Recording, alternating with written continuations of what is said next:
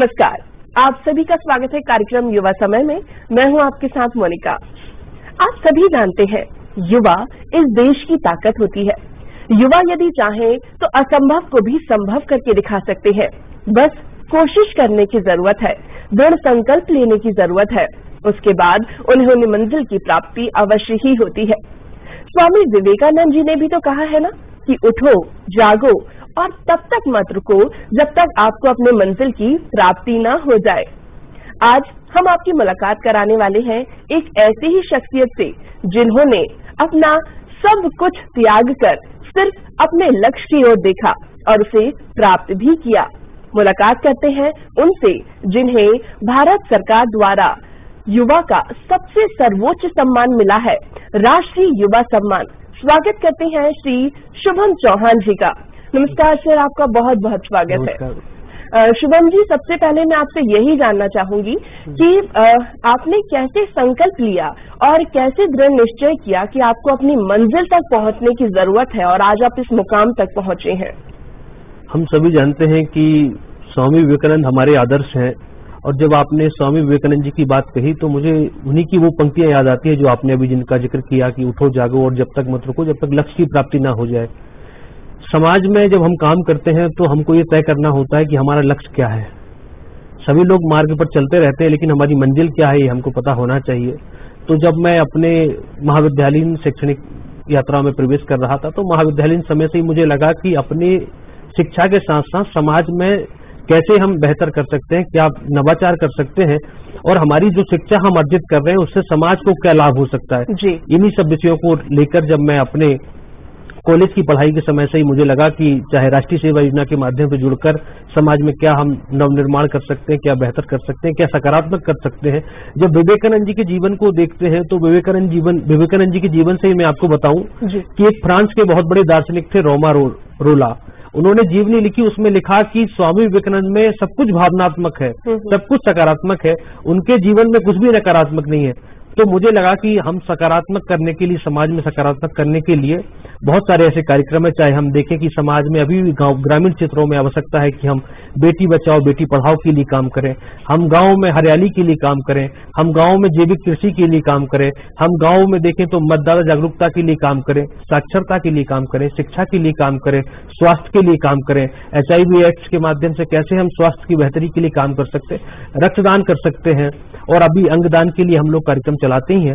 और जो कोविड काल में हमने देखा हो कि इतनी बड़ी लहर के बीच में सारे युवाओं की भूमिका महत्वपूर्ण थी, तो उन सब अपनी पढ़ाई के साथ साथ मैं अभी PhD कर रहा हूं तो नर्मदा साहित्य में, तो वहां से वो रुचि भी मुझे वहां से जागी कि हम अपने समाज और साहित्य और संस्कृति को जोड़ते हुए ये तमाम कार्य करते हुए भारत सरकार ने इस वर्ष अपना सर्वोच्च राष्ट्रीय युवा पुरस्कार मुझे प्रदान किया। तो मुझे लगता है कि वो 7-8 वर्षों की यात्रा के फलस्वरूप ये पुरस्कार इस वर्ष प्रदान किया गया। जी सर, आपको इस वर्ष यानी कि 2022 में ये सम्मान मिला है, पर इसकी घोषणा कब हुई थी और कैसे आपको चयनित किया गया था? भारत सरकार प्रतिवर्ष इस समय तो ऑनलाइन माध्यम से राष्ट्रीय युवा पुरस्कार का चयन करती है। आप सब जानते हैं कि युवा कार्यक्रम एवं खेल मंत्रालय भारत सरकार ये पुरस्कार हर बार देता है। तो जुलाई 2021 में इस पुरस्कार की घोषणा हुई थी, और आपको ये सुखद भी लगेगा और मध्य प्रदेश के युवाओं के लिए भी मैं बताना चाहूंगा कि 10 वर्ष बाद मध्य प्रदेश को राष्ट्रीय युवा पुरस्कार मिला था। क्या बात। और उसमें भी मध्य प्रदेश से केवल इस वर्ष 2018-19 के लिए मुझे चुना गया था। तो अंतर्राष्ट्रीय युवा दिवस के अवसर पर केंद्रीय मंत्री माननीय श्री अनुराग ठाकुर जी ने ये पुरस्कार प्रदान किया। इस पुरस्कार में प्रमाण पत्र और 1 लाख रुपए की सम्मान राशि प्रदान की जाती है। युवा गतिविधियों को ही मान्यता प्रदान करते हुए ये पुरस्कार वर्ष से बड़े लंबे समय से 1995 से युवाओं को पुरस्कार प्रदान किए जा रहे हैं, और हर वर्ष राष्ट्रीय युवा महोत्सव में ये पुरस्कार प्रदान किए जाते हैं। लेकिन इस वर्ष कोविड के कारण अंतर्राष्ट्रीय युवा दिवस पर अगस्त में प्रदान किया गया था नई दिल्ली में।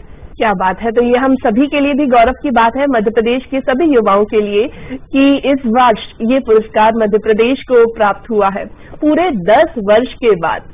सर, आप नेहरू युवा केंद्र के लिए भी काम करते हैं, तो मैं आपसे जानना चाहूंगी कि उस केंद्र की क्या गतिविधि रहती है और किस तरह से युवा उस केंद्र से जुड़ सकते हैं? हम सब जानते हैं कि युवा के अंदर अपार संभावनाएं, वो प्रकाश पुंज होता है, उसमें शक्ति होती है, उसमें कुछ करने का एक जुनून होता है।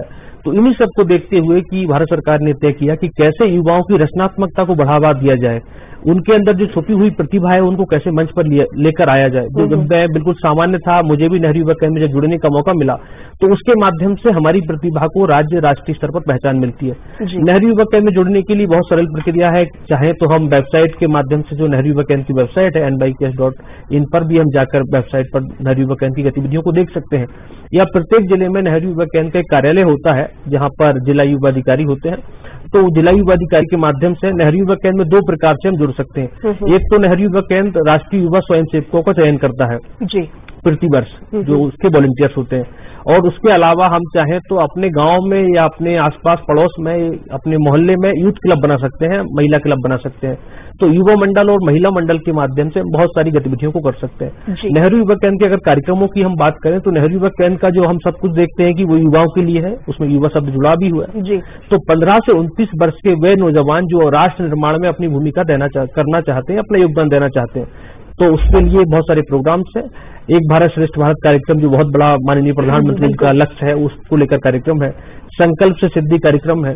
फिट इंडिया कार्यक्रम चल रहा है कि स्वस्थ कैसे रहें हम।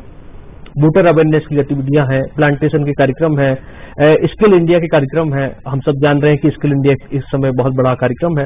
मेक इन इंडिया के तहत, डिजिटल इंडिया के तहत बहुत कैसे हम केसलेस कार्यक्रम कर सकते हैं, उसको लेकर भी हम ट्रेनिंग देते हैं समय समय पर। ग्रीन विलेज क्लीन विलेज, कि हमारा गांव हरा भरा हो, इसको लेकर हम कैसे काम कर सकते हैं। और इन सबके साथ में कि ये युवा कार्यक्रम तो करे ही, लेकिन वे अपने आप में नेतृत्व क्षमता को विकसित करे, इसके लिए बहुत सारे ऐसे कार्यक्रम हैं। नेतृत्व क्षमता विकास कार्यक्रम होता है, और माननीय प्रधानमंत्री श्री नरेंद्र मोदी जी की संकल्पना पे ही पिछले वर्ष राष्ट्रीय युवा महोत्सव का आयोजन किया गया, राष्ट्रीय युवा संसद का कार्यक्रम किया गया। राष्ट्रीय युवा संसद के माध्यम से एक ग्राम की चौपाल का व्यक्ति उसमें भाग लेकर, युवा भाग लेकर संसद के सेंट्रल हॉल तक उसने भागीदारी की। तो मुझे लगता है कि नेतृत्व क्षमता के लिए भी नेहरू युवा केंद्र ने बहुत सारे कार्यक्रम, रचनात्मक कार्यक्रम, सांस्कृतिक कार्यक्रम देखते हैं, हम करते हैं। तो उसमें भी बहुत सारे जो लोग हैं, चाहे वो नृत्य कला के माध्यम से हो, संगीत के माध्यम से हो, वादन के माध्यम से हो, अपनी लोक कलाओं को संरक्षित करने के माध्यम से हो, इन सब को एक मंच मिलता है, तो वो नेहरू युवा केंद्र मंच उपलब्ध कराता है। और इस भारत को समझने के लिए, इस भारत को जानने के लिए एक भारत श्रेष्ठ भारत की बात करते हैं, तो नेहरू युवा केंद्र के ऐसे सैकड़ों युवा है जिन्होंने मणिपुर नागालैंड की यात्रा की। मैं भी मणिपुर नागालैंड की यात्रा करके आया, और मैं ये जानता हूं कि नेहरू युवा केंद्र के माध्यम से मुझे अपने पूर्वोत्तर की हो, दक्षिण भारत की हो, इस व्यापक संस्कृति को समझने का एक अवसर मिला। तो नेहरू युवा केंद्र के विविध कार्यक्रमों में कोई भी युवा जो 15 से 29 वर्ष का युवा है, उसको अवश्य जुड़ना चाहिए। क्या बात है, यानी कि 15 से 29 वर्ष का कोई भी युवा नेहरू युवा केंद्र से जुड़ सकता है। सर ने आपको बता ही दिया है कि आप कैसे जुड़ सकते हैं। यदि आप कलाकार हैं या फिर आप सामाजिक कार्यों से जुड़ना चाहते हैं, अपने देश की उन्नति में कुछ योगदान देना चाहते हैं, तो आप इस केंद्र से जुड़ सकते हैं और अपना योगदान भी दे सकते हैं।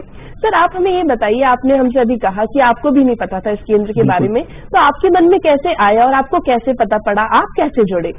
मुझे नहीं मालूम था कि जब हम कॉलेज के समय अपने भोपाल में पढ़ाई कर रहे थे, तो मुझे कई मित्र जाते थे, कई कार्यक्रमों में जाते थे, कार्यक्रम में जाने की रुचि रहती थी।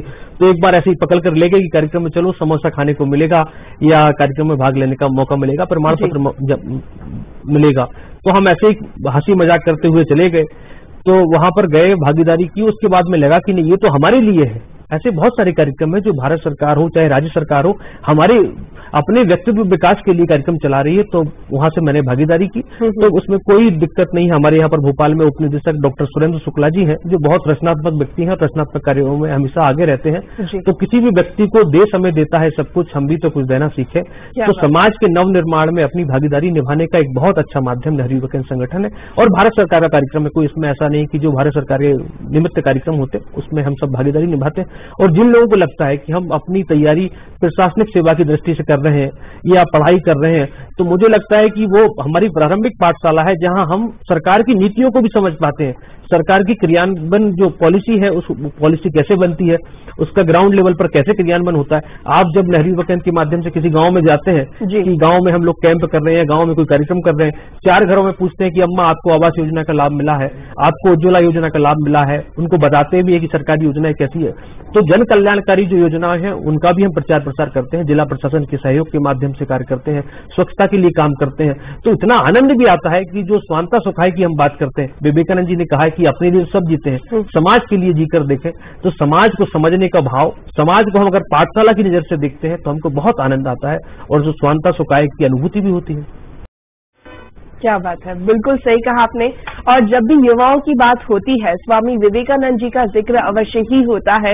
और जब स्वामी विवेकानंद जी का जिक्र होता है तो हमें याद आता है उनका शिकागो में दिया हुआ वो भाषण जो सन 1893 में दिया गया था। और उन्होंने जो पहले 5 शब्द कहे थे, उन 5 शब्दों ने सभी का मन जीत लिया था। वो 5 शब्द क्या थे सर, क्या आप बताना चाहेंगे या मैं ही बताऊं? इतना आप ये मानिए कि हजारों वर्षों की भारतीय संस्कृति को लेकर जब एक सन्यासी, युवा सन्यासी जो अपने आप में अलंकृत होते हुए उस आभा मंडल को लेकर उस शिकागो के सम्मेलन में पहुंचता है, तो आप ये मानिए कि केवल वहां पर स्वामी विवेकानंद नहीं बोल रहे थे, वहां पर जो बोल रहे थे वो भारत की हजारों वर्ष की संस्कृति का प्रतिनिधित्व करते हुए एक युवा सन्यासी बोल रहा था, जो विवेकानंद के रूप में हमारी वो भारत की जो लाखों करोड़ों युवा है जिसकी हम बात करते हैं, जिसकी प्रज्ञा की हम बात करते हैं। जैसे ही उन्होंने कहा sisters and brothers of America, तो वो 5 शब्दों में पूरा अमेरिका ही नहीं, पूरा पाश्चात्य खड़े होकर तालियां बजा रहा था। और वो दृश्य अगर हम सुनते हैं तो हमारे रोंगटे खड़े हो जाते हैं कि उन्होंने उसमें कहा,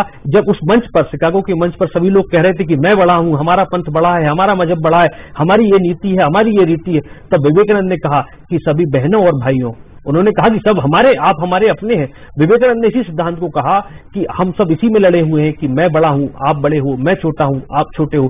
तो लेकिन हमारी भारतीय संस्कृति कहती है एकम सत विपरा बहुधा वदंती, सत्य एक है, विद्वान उसे अलग अलग तरीके से परिभाषित करते हैं। उन्होंने कहा कि इस पूरी पृथ्वी को हम परिवार मानते हैं। ये उस संसद, जो संसद थी, धर्म संसद थी, उसमें विवेकानंद का जो सार्वभौम सिद्धांत था, उन्होंने कहा कि आप सब इसमें लगे हुए हैं कि हम बड़े आप छोटे, लेकिन उन्होंने कहा कि अयम निजम परावेदी गणना लघुचेत साम उदार चरित नाम तू वसुधैव कुटुंबकम, जिसका चरित्र उदार है, जिस भूमि से मैं आता हूं वो भारत भूमि है, उसके द्वार हमेशा सभी के लिए खुले रहते हैं। तो विवेकानंद अपने आप में एक आश्चर्यचकित करने वाले महापुरुष हुए हैं। आप जानते हैं कि 39 वर्ष की आयु क्या होती है, बिल्कुल अपने आप में बीत जाती है। लेकिन 30 वर्ष की उम्र में जब शिकागो में खड़े होकर वो बोल रहे थे, तो वह केवल विवेकानंद नहीं बोल रहे थे, वे भारत की पुरातन संस्कृति की ओर से बोल रहे थे। बिल्कुल सही कहा आपने। हम और बात करेंगे स्वामी विवेकानंद जी की, युवाओं की, लेकिन फिलहाल वक्त है एक छोटी सी ब्रेक का। मिलते हैं ब्रेक के बाद। ब्रेक के बाद एक बार पुनः आप सभी का स्वागत है कार्यक्रम में। हम बात कर रहे हैं स्वामी विवेकानंद जी की, युवाओं की, और हमारे साथ मौजूद हैं शुभम चौहान जी। शुभम जी, हम आपसे अब जानना चाहेंगे कि आपको बहुत अच्छे वक्ता के रूप में जाना जाता है, आप कई संसदों में, युवा संसदों में भी बोलते हैं, तो आपको सीखने की, बोलने की ये जो प्रेरणा है कैसे प्राप्त हुई? क्या किताबों को पढ़ने का शौक है या फिर सुनने का शौक है? कैसे आपके अंदर ये जज्बा जागा? अगर हम अच्छा बोलना चाहते हैं तो पहले अच्छा सुनना सीखना चाहिए, जो मुझे लगता है विवेकानंद जी इस बात को कहते थे। विवेकानंद जी का जीवन को हम देखते हैं तो विवेकानंद जी ने लिखा बहुत कम है, बोला ज्यादा है। और मुझे भी बचपन से ये रुचि रही कि मैं किताबें पढूं, पुस्तकें पढूं, तो विवेकानंद साहित्य भी मैंने पढ़ा और अन्य साहित्य भी पढ़ने की रुचि मुझे रही। जो राष्ट्रीय युवा संसद हुई पहली बार माननीय प्रधानमंत्री जी की पहल पर, तो मैं मध्य प्रदेश की ओर से मैंने नई दिल्ली में प्रतिनिधित्व भी किया।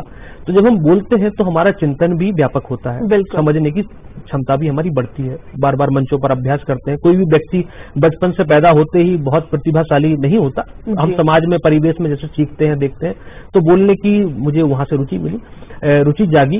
और विवेकानंद जी के संदर्भ में हम देखते हैं, विवेकानंद जी जो इतने प्रखर विद्वान वक्ता थे, हर व्यक्ति को उनको सुनना चाहिए, पढ़ना चाहिए। तो बोलने की कला की कौन सी बात कहाँ कही जाती है, किसी विद्वान ने कहा है, कौन सी बात कहाँ कही जाती है, ये सलीका हो तो हर बात सुनी जाती है। तो हम चिंतन करें, मनन करें और बोलें, उसमें स्वाध्याय की बड़ी भूमिका रहती है। और जब आज के समय में तो बोलने का कितना बड़ा एक बोलबाला है और व्यापक मंच है, आप अपनी बात हर जगह रख सकते हैं, प्रखरता के साथ रखते हैं, तो आपकी व्यक्तित्व की जो व्यक्तित्व विकास है, पर्सनालिटी डेवलपमेंट, उसमें भी बड़ी भूमिका निभाता है। बिल्कुल, आपने व्यक्तित्व के विकास की बात की है, तो मैं आपसे जानना चाहूंगी कि आपके व्यक्तित्व पर किसका ज्यादा प्रभाव है? मुझे लगता है कि किसी भी व्यक्तित्व के निर्माण में व्यक्तित्व हमेशा रहता है। जो व्यक्तित्व पैदा होने से ही व्यक्ति है वो, लेकिन जो तत्व है उसके अंदर वो उसको महान बनाता है। व्यक्ति तो चला जाता है, उसका व्यक्तित्व रह जाता है। विवेकानंद शायद अपने समय से चले गए, प्रस्थान कर गए, लेकिन उनका जो व्यक्तित्व है, उनका जो आभा मंडल है, वो हम सबके बीच में हम उनको देख रहे हैं। तो मेरे व्यक्तित्व पर भी जो असर पड़ा है वो समाज का ही पड़ता है। और समाज में जो विवेकानंद जी ने कहा कि सकारात्मक बनो, तो अपने आप में आपको समाज बहुत सुंदर दिखाई देगा। तो जब हम समाज में कार्य करते रहते हैं, सतत लीन रहते हैं, तो कहीं भी आपको तनाव की स्थिति नहीं आती। तो मेरे व्यक्तित्व पर विवेकानंद जी का बहुत प्रभाव रहा, क्योंकि मैं ये देखता हूं कि हमारी उम्र जो है 26-27 वर्ष की हो रही है, तो हमने अभी तक क्या किया है समाज के लिए। जब एक 39 वर्ष की आयु में विवेकानंद इतना सब कुछ करके चले गए, 32 वर्ष की आयु में आदिगुरु शंकराचार्य चारों पीठ की स्थापना करके इस भारत में चले जाते हैं, तो इतनी अल्प आयु में इतने बड़े बड़े काम करके लोग चले जाते हैं।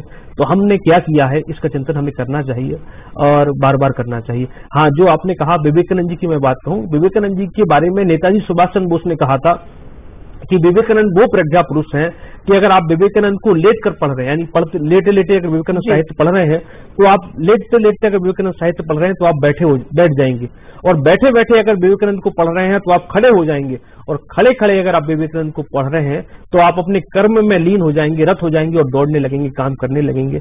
तो हम सब समाज में अगर सकारात्मक देखेंगे, ये गिलास अगर हम कहें कि आधा खाली है आधा भरा है, तो हमारी दृष्टि है, हम ये भी कह सकते हैं कि आधा भरा है। तो सकारात्मक बनेंगे तो समाज अपने आप में बहुत सुंदर दिखाई देगा। बिल्कुल। कुछ पंक्तियां यूं भी तो है कि हमने क्या किया, जीवन क्या जिया।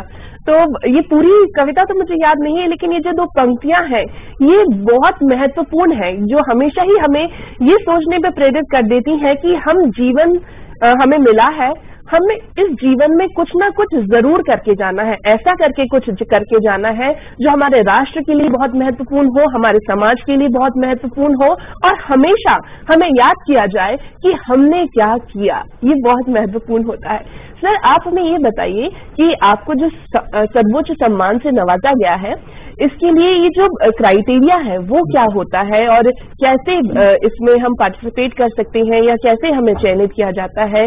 पढ़ाई की क्या कोई लिमिट होती है कि इतना पढ़ना बहुत आवश्यक है? इस बारे में आप हमें जानकारी दें। जो राष्ट्रीय युवा पुरस्कार भारत सरकार प्रतिवर्ष डिक्लेयर करता है, उसकी प्रक्रिया शुरू करता है, उसकी प्रक्रिया बहुत सरल है। हम सब जानते हैं कि इस समय जब पूरा हमारा सिस्टम जो है ऑनलाइन हमने करने का प्रयास किया है। ऑनलाइन करने के पीछे उद्देश्य भी रहता है कि इसमें जितनी पारदर्शिता आ पाए, जितनी स्पष्टता आ पाए, वो जरूरी भी है। तो भारत सरकार प्रतिवर्ष माय गवर्नमेंट के माध्यम से, माय गॉव के माध्यम से ऑनलाइन एप्लीकेशन मंगाती है, और 15 से 29 वर्ष के ही युवा उसमें आवेदन कर सकते हैं। उसमें पढ़ाई का कोई क्राइटेरिया नहीं है। कई हमारे देश में ऐसे लोग हैं जो कभी विद्यालय नहीं गए, लेकिन उनके पास ऐसी विद्या है। आप तीजन बाई को देखते हैं, तीजन बाई अपने आप में लोक कला की कितनी बड़ी सिद्धहस्त हस्ती है, जो कभी विद्यालय नहीं गई, लेकिन उनके पास अपार विद्या है। तो कोई लोक कला में काम कर रहा होगा, कोई वनांचल में काम कर रहा होगा, कोई किसी क्षेत्र में काम कर रहा होगा, तो इसमें कोई पढ़ाई की कोई बंदिश नहीं है। उम्र का एक जरूर प्रावधान है कि 15 से 29 वर्ष का नौजवान हो, और जो क्षेत्र है, चाहे वो कला का विद्यार्थी हो, कला में काम करने वाला व्यक्ति हो, साहित्य में हो, संस्कृति में हो, खेलकूद में हो, तमाम विधाओं में, पर्यटन में हो, समाज सेवा में हो, साहित्य में हो, संस्कृति में हो, कोई भी जो काम कर रहा है वो उसमें माय गवर्नमेंट के माध्यम से ऑनलाइन आवेदन कर सकता है, और बहुत सरल प्रक्रिया है। तो कोई, और देश के जो 25 लोग चुने जाते हैं, अधिकतम 25 लोगों का चयन का वो मापदंड है, उसमें भारत सरकार इन पुरस्कारों की घोषणा राष्ट्रीय युवा दिवस के उपलक्ष्य पे करती है, और उनको एक व्यापक समारोह में उनको सम्मानित करने का काम किया जाता है। क्या बात है। तो प्रक्रिया जो है बहुत सरल है। यदि आप किसी भी क्षेत्र में कार्य कर रहे हैं और उस क्षेत्र में कुछ आगे बढ़कर करना चाहते हैं, तो फिर आप इसमें पार्टिसिपेट कर सकते हैं, और आप भी अपना जो नामांकन है वो दे सकते हैं। सर, आप हमें बताइए कि अभी तक आपको इस सम्मान से नवाजा जा चुका है, आपके आगे के लक्ष्य क्या हैं, आप किस ओर आगे बढ़ना चाहते हैं? कदम निरंतर जिनके चलते श्रम जिनका अविराम है, विजय सुनिश्चित होती उनकी घोषित परिणाम है। तो लक्ष्य तो अभी ये है कि हम समाज में जो हमको करना चाहिए राष्ट्र निर्माण के लिए अपनी भूमिका निभाते हुए, अपने लिए सब जीते हैं, समाज के लिए, देश के लिए हम जिए। और मुझे लगता है कि मैं अभी PhD कर रहा हूँ नर्मदा साहित्य पर, तो नर्मदा के सांस्कृतिक परिप्रेक्ष्य में देखते हुए, चूंकि हम मध्य प्रदेश में जब बात करते हैं और हमारी पीढ़ी के संदर्भ में हम बात करते हैं, तो माँ नर्मदा वो नदी है जो लाखों लोगों को पालती है, जीवनदायिनी के नाम से ही जानते हैं हम लोग, जीवनदायिनी नर्मदा। तो उसके सांस्कृतिक परिवेश को मैं अध्ययन करते हुए सांस्कृतिक साहित्य और नर्मदा साहित्य पर मैं अभी शोध कर रहा हूँ। तो मेरा लक्ष्य यही है कि नदियां पिए न कभी अपना जल, वृक्ष न खाए कभी अपना फल, अपने तन को, मन को, धन को देश को कर दे दान रे, वो सच्चा इंसान रे, वो सच्चा इंसान रे। तो अपने लक्ष्य के साथ समाज की बेहतरी के लिए हम काम करते रहें, यही मेरा लक्ष्य है। बिल्कुल, समाज की बेहतरी के लिए हमेशा ही हमें काम करते रहना चाहिए। ये चर्चा आगे भी जारी रहेगी, लेकिन फिलहाल वक्त है एक छोटे से ब्रेक का। मिलते हैं ब्रेक के बाद।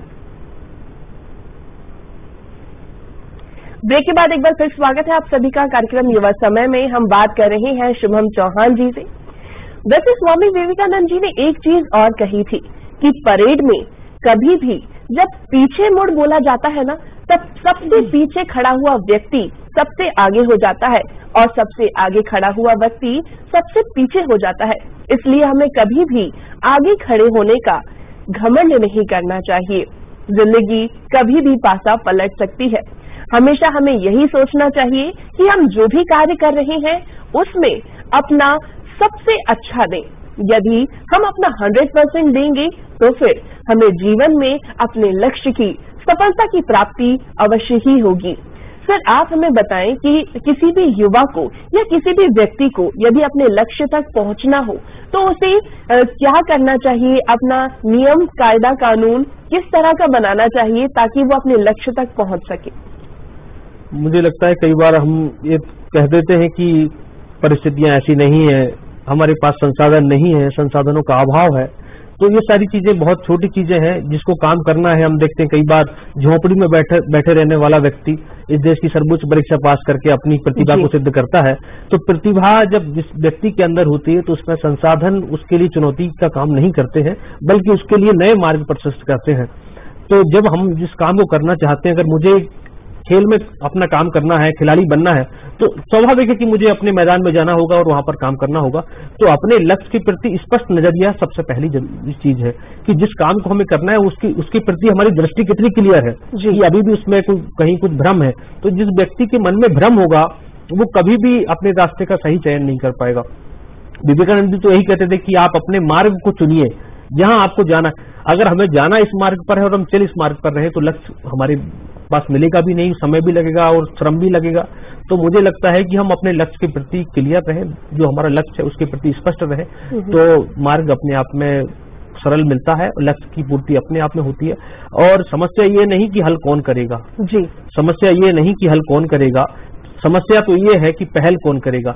हम अपने आप में पहल करें। और वो गांव की पगडंडी पर चलने वाला व्यक्ति नीरज चोपड़ा, किसको पता था कि नीरज चोपड़ा अपने आप में एक इतिहास रचेंगे। लेकिन नीरज चोपड़ा के उस छोटे से खेल से निकलकर उन्होंने जो स्थान ओलंपिक में हासिल किया, हम सब जानते हैं कि क्या है। जब पद्मश्री पुरस्कार की जब सूची आती है, पद्मश्री पुरस्कार में जिन व्यक्तियों को देखते हैं, जिन कार्य को हम देखते हैं, तो वह उन्होंने मेहनत के साथ साथ साधना के साथ काम किया है। साधना 1 या 2 दिन की नहीं होती, वो अनवरत होती है। तो मुझे लगता है कि हम जब पढ़ाई कर रहे हैं तो उस प्रकार से पढ़ें कि हम तपस्या कर रहे हैं, एक साधना में लीन है। और उस साधना का फल अपने आप में अद्भुत होता है। जब हमें मिलता है तो हमें मालूम भी नहीं होता कि हमें कितने गुना लौट कर मिल रहा है। तो किसी भी कार्य में करते हुए तपस्या की भांति उस कार्य को हम करें, साधना की भांति करें। बिल्कुल। आपने हमें ये भी बताया कि आप अलग अलग जगह जाते हैं। सर, वहाँ की संस्कृति से आप किस तरह से प्रभावित होते हैं और हम अपनी संस्कृति को कैसे आगे बढ़ावा दे सकते हैं? विवेकानंद ने भी फिर वही बात कही कि आप जब वहां से लौट के आए जी अमेरिका से, उन्होंने भारत की कई विदेश में भी यात्राएं की, भारत में यात्राएं की, तो लौट के उन्होंने कहा कि आप अपने देश को जाने, अपने परिवेश को जाने। तो मुझे भी नेहरू युवा केंद्र के माध्यम से जब कश्मीर जाने का अवसर मिला, धारा 370 हटने के बाद भारत सरकार ने वहां पर युवा आदान प्रदान कार्यक्रम किया। 10 राज्यों के वहां पर लोग आए। कश्मीर में जब हम कहते हैं गर फिरदौस बरुए जमी, अमी अस्तो अमी अस्तो अमी अस्तो, अगर स्वर्ग कहीं पर है तो इसी धरती पर है। वहां का वातावरण देखा हमने, चाहे वहां की कलाकारी की हम बात करें, पश्मीना की बात करें, वहां के रोजगार की बात करें, वहां के पर्यटन की बात करें, अपने आप में अद्भुत है। अगर आपने देखा नहीं है तो कानों सुनी बातों पर यकीन मत करिए, एक बार वहां पर जाकर देखिए, उस स्वर्ग का अनुभव कीजिए। पूर्वोत्तर में जब मणिपुर, नागालैंड में गए हम, मणिपुर ने आई परे, हम कहते हैं मणिपुरी में अगर किसी से कहेंगे अदो मुनबदा नुंगाई जरे, किसी की भाषा के 2 शब्द बोलकर देखिए। दक्षिण में अगर किसी से बड़क कम कहेंगे आप, तो अपने आप में उसको लगेगा कि ये अपना व्यक्ति है। आप अपनत्व का एक हाथ बढ़ाइए, सारी सृष्टि आपको गले लगाने के लिए बैठी हुई है। तो यही मैंने वहां पर देखा कि हम जब ओम और सोनार देश, हम जब असम के व्यक्ति से मिलते हैं, मणिपुर का राजकिशोर था, मणिपुर ने याई परे के साथ हमने वहां पर कार्यक्रम की शुरुआत की, तो वो 2 शब्द जो बोले गए 2 शब्द है, वो अपने आप में अपनत्व की बात करते हैं। इतना सुंदर हमारा भारत है। मुझे कई राज्यों में जाने का अवसर मिला, कई राज्यों में सीखने का अवसर मिला। भाषा और बोली किसी के विकास में बाधक नहीं होती है, पर उस बोली की मिठास आपको इतना मधुर बना देती है कि हर व्यक्ति आपको अपनी ओर खींचना चाहता है। एक बार उसकी भाषा के 2 शब्द बोलकर देखिए, उसके अपनत्व के 2 शब्द बोलकर देखिए। बिल्कुल, अपनत्व के 2 शब्द बोलकर देखिए। इसीलिए कहा भी तो गया है कि नफरत की आग में मत जलाकर, नफरत की आग में मत जलाकर, कुछ दूर घर से बाहर निकलकर किसी का भला कर। इसीलिए हमें हमेशा ही अपने समाज की ओर देखना चाहिए, देश की ओर देखना चाहिए और हर रोज संकल्प करना चाहिए कि अपने हाथों से किसी न किसी का भला अवश्य करें।